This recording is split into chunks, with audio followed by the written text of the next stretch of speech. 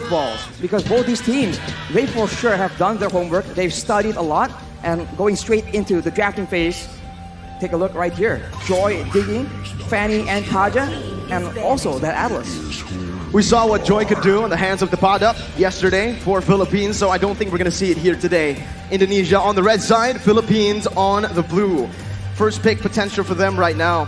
And you could already see, it's Indonesia going for the normal strat that they've been doing so far in this tournament, right? With the Diggy band, they really like going for those aggressive roamers for Dream to look for those crazy team fights. That's what Indonesia is built around. Crazy skirmishes all around the map to coin flip their lead back, or to use their lead to get an even bigger one.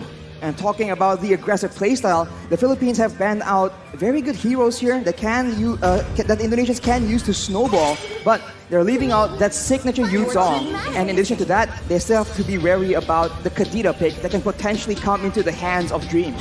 1-1 becomes the final ban, the first phase for Indonesia. That's the special hero for special man, the Pada, Agent Zero, getting that Benedetta that's usually been banned here in IESF.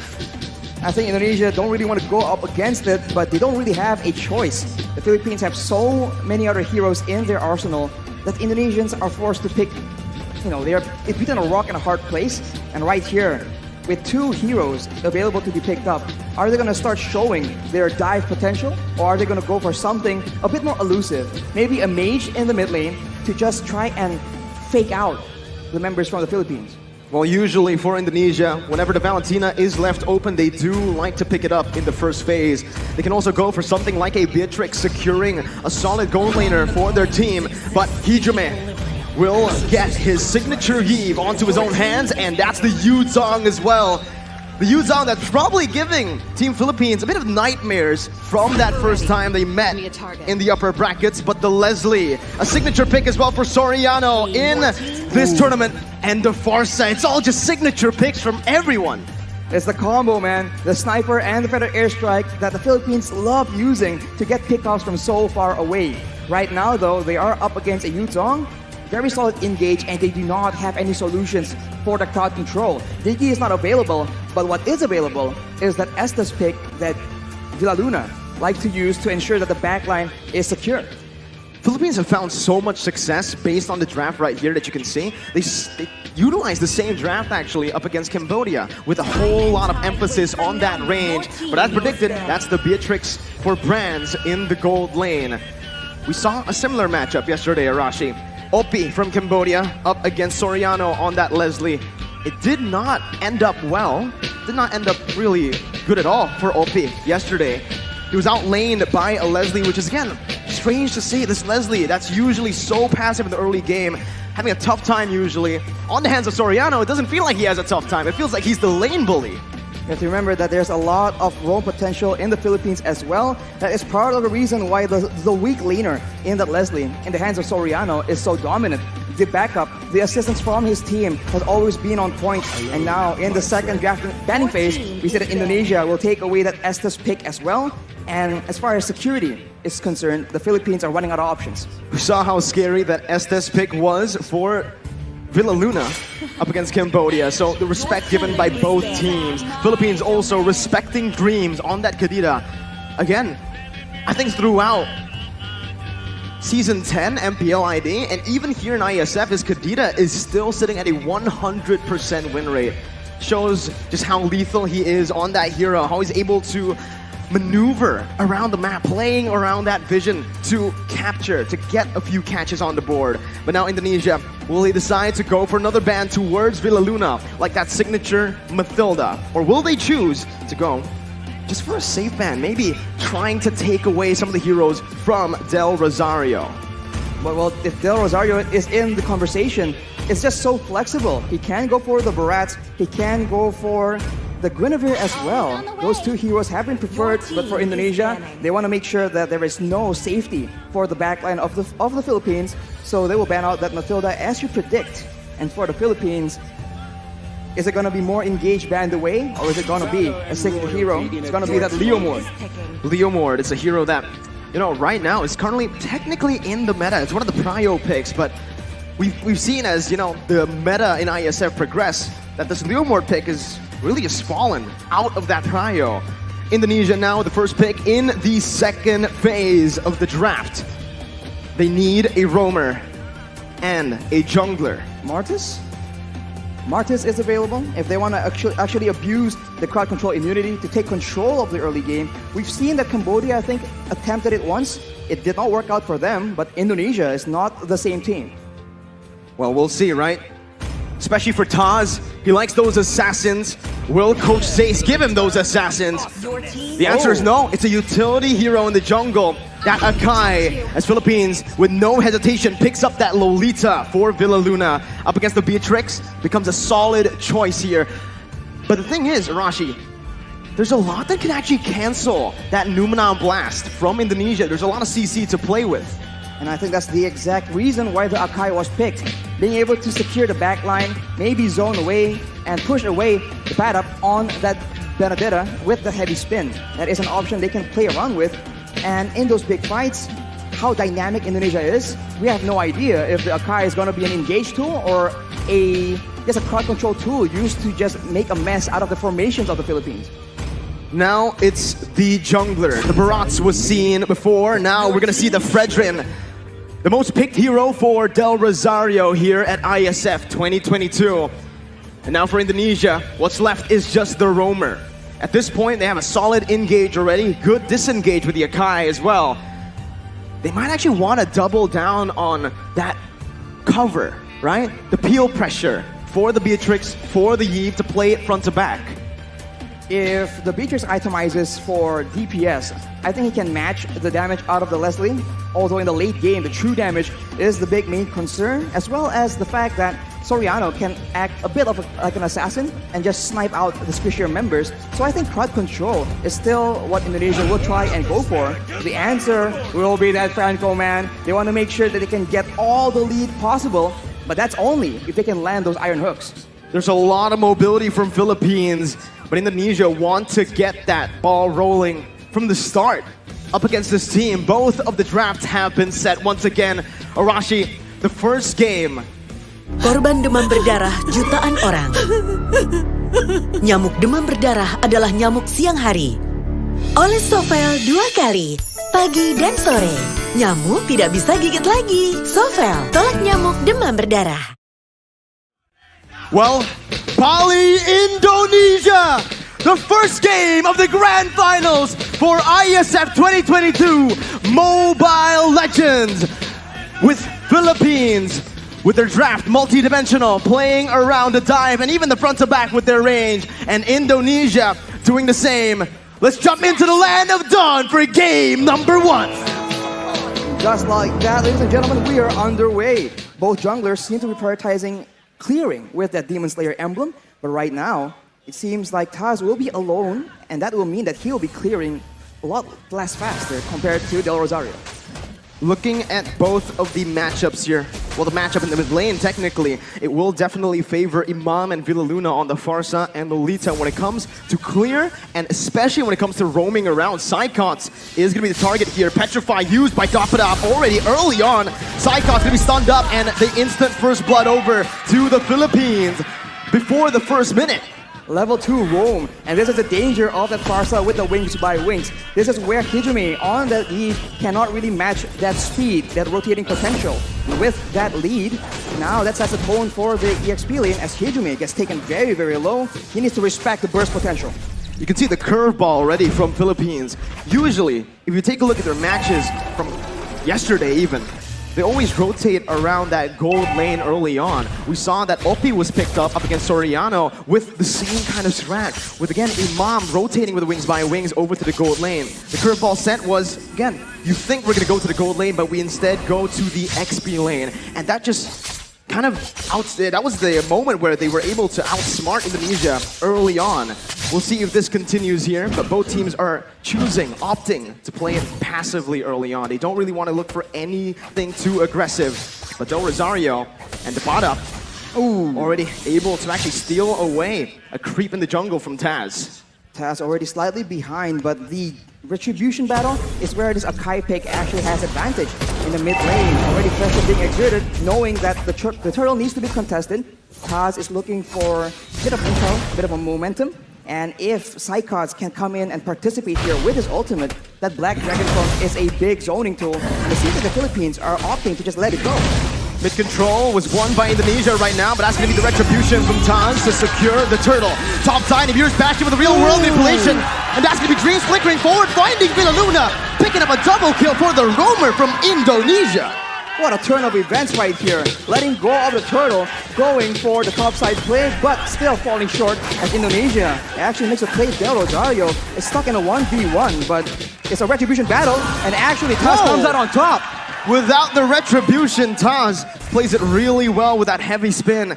He was trying to buy time to get that retribution cooldown back, but he didn't even need it. He was able to steal it away. Now, 2 minutes in, Arashi, again, we need to talk about that. Indonesia opted to play around the turtle, getting the turtle onto their hands. Philippines, they opted to rotate, maybe even trade in the gold lane, but they weren't able to find any kills.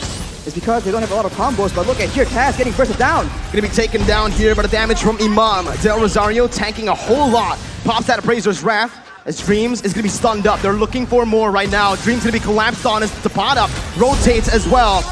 It's that ultimate bonding experience already in the 3rd minute. They're grouping up. And it's that speed that the Philippines can use to outmaneuver Indonesia. When going gets tough and the combos come in from Indonesia, the Filipinos have speed in their hands and they are using it again in the top side. But fortunately, brands will not be targeted just yet. The waves, as you can see, is what is important here.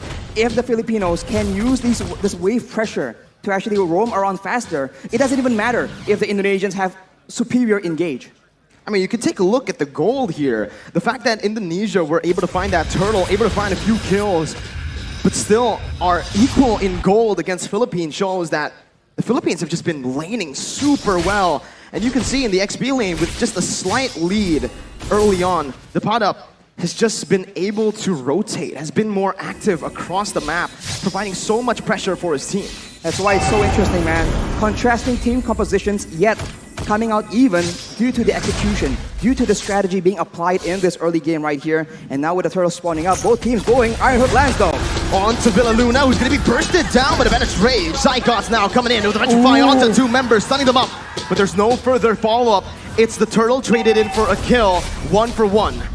And it's going to be very difficult for the Indonesians to catch Imam. He does have the Purify that saved his life in that engagement. Dreams is zoning Soriano away though, but the backup is coming down through. The Indonesians will be able to pick up the turret, but it does seem like the Philippines will not be able to find any compensation.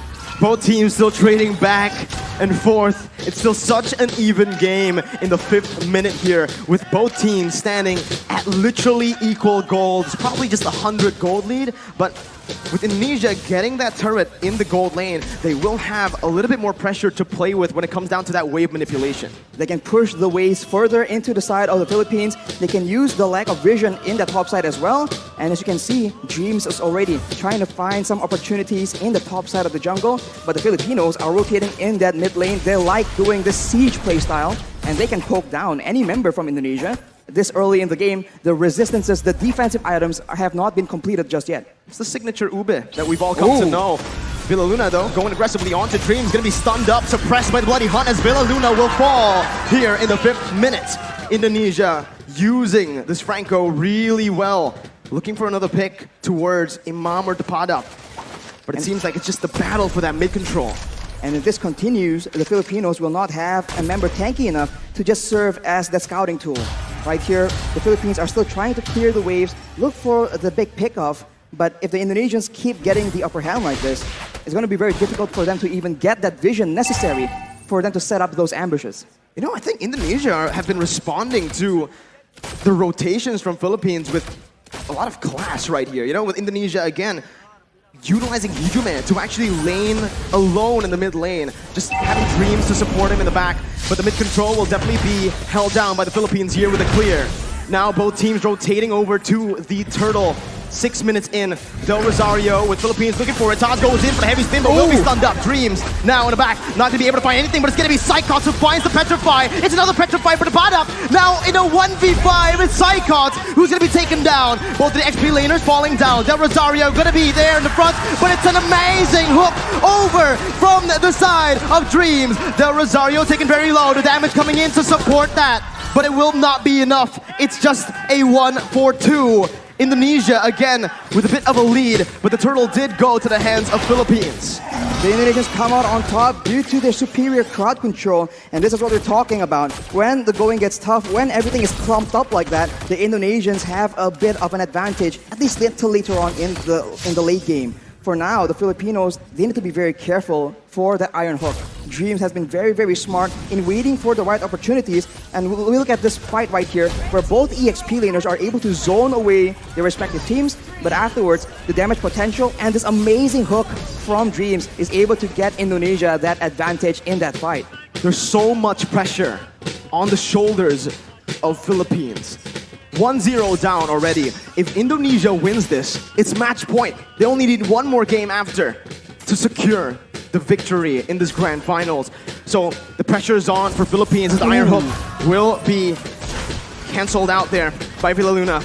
Now it's Indonesia who are looking to get that mid turret.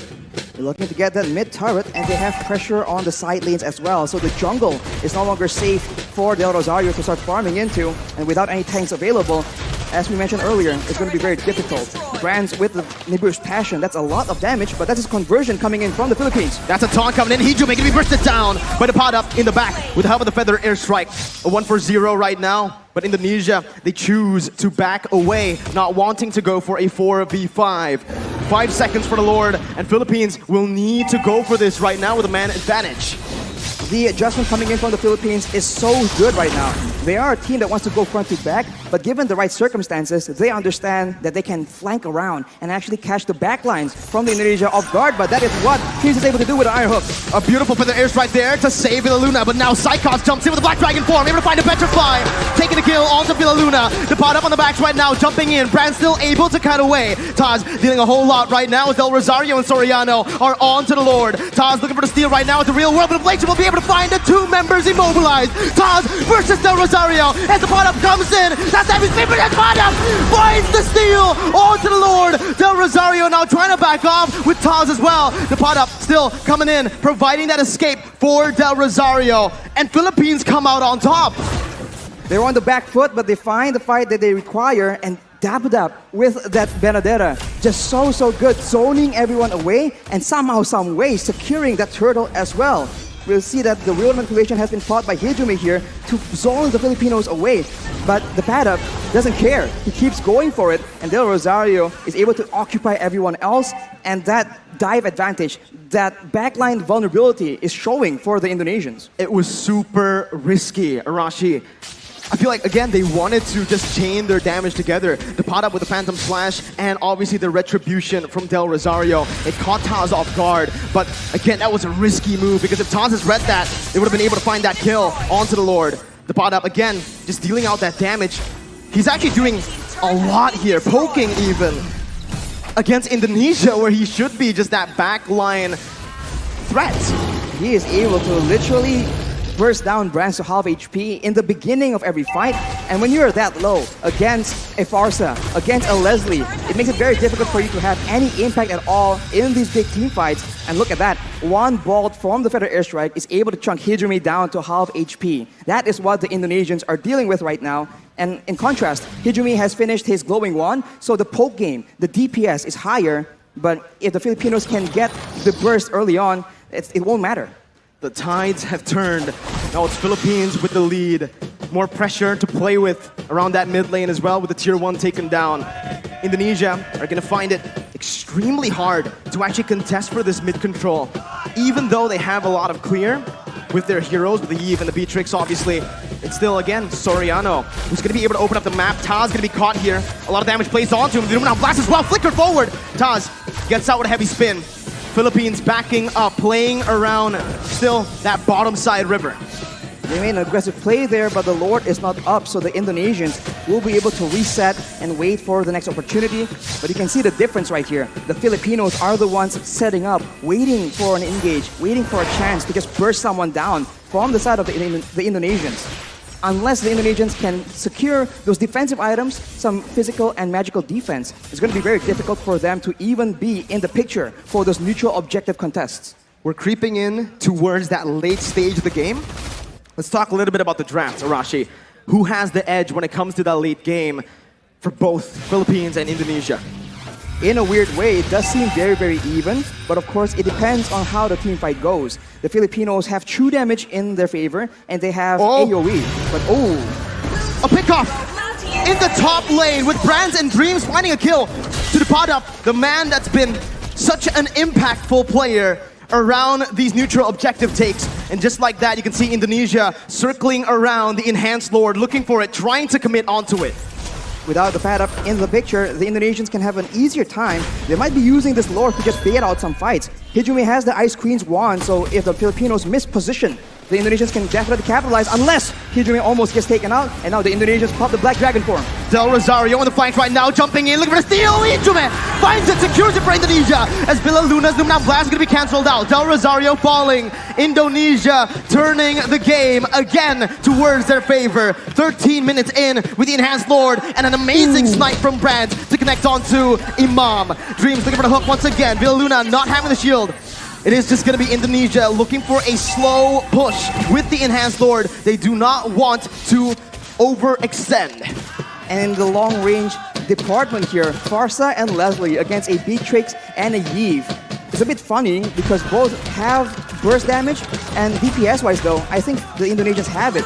So if they play the prolonged long-range game, I think Hijumi might just be able to do a lot more damage than Imam. But of course, it depends on what the whole team wants to do. With the Lord approaching now, with the towers falling down consistently for the Indonesians, they're waiting for an opportunity. And this is where the Filipinos have a chance to go for that massive engage to try and turn things around. Top lane, that's the Enhanced Lord marching down with the mid lane as well coming in. Indonesia looking for that three-way push. Dreams looking for the flanks right there, looking for a pickoff. A good feather airstrike to zone Hijumi away, as it's a beautiful micromanagement from Team Philippines as they are able to defend, losing only one base turret right now. Dreams almost finding that hook, but will not be able to. Only one base turret falls in that skirmish, in that siege.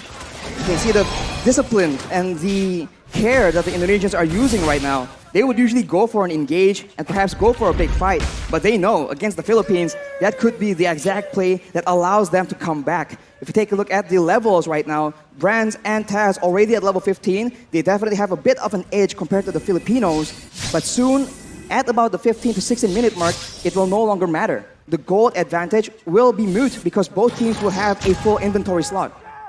Now it comes down to the vision game. When we're at this point with just the base turrets left standing, Philippines needs to be extremely disciplined when it comes down to opening the jungle up. You can see they're grouping up towards that purple buff for Del Rosario. Brand's able to siege down that base turret in the bottom lane with the Renner. Now the mid lane base turret is all that is left. Some vision there provided by Philippines over to the bottom side jungle. But Indonesia will choose to play it disciplined, not wanting to go for anything too crazy, as we are going to take a look at the item check here in 15 minutes. Well, Imam definitely has an abundance of damage right here. The Holy Crystal and the Divine Glaive penetrating the magical defense and also gaining a lot more magic power in the process. Along with that though, if you itemize for that magical damage, Soriano has a full inventory slot as well with the BOD. So if Brands gets chunked low enough, one hit is all it takes. And if he's out of range, the snipes are still an option as well. The Lord dance here from both these teams will decide how this game turns around. We'll see again, Indonesia still holding on to that lead. Again, with the waves being manipulated as it is, slow pushing in the top lane and that bottom lane, Philippines will have to send a few members, or maybe just one member, to just stay in the base defending. Again, Indonesia will have a little bit of a man advantage here, forcing the errors to come through from Philippines as they look for the Enhanced Lord in the 16-minute. That's a hook again. Dreams reading it out well, but it's going to be the stun coming in from the Lord. Immortality popped in. Brand's dodging away from Feather Airstrike. Del Rosario looking for the flanks right now. Is activating the heavy spin, and that's the Lord secured by Indonesia. Luminam Blast by Villa Luna, cancelled out by Taz. Soriano massive in the back line, still able to find Psychots. Both teams, again, just trading. Dreams with the conceal play, looking for a hook. Del Rosario and the rest of the Philippines will be able to play around those mini waves to stop the hook from connecting. It's a 1-for-1. Lord for Psychots. Lord for Psychots, and that is calculative gameplay coming in from the Indonesians, knowing that the Padap is on the other side of the map. They go for that Lord play, and they were able to catch the Filipinos off guard. And now, Look at the hook! Hitman with the help of Brands snipes them down. The bottom onto the back line doing a whole lot of damage. The Mirror's Bastion from Brands spraying them down with the help of the real world manipulation. Hitman takes them down. It's a 3-4-0 for Indonesia. Now Rosario, they praise us Brands 1v3, taunting Dreams up, but Brands will be able to melt him down. Soriano tagged down. It's a triple kill for Brands, and it's match point for Indonesia.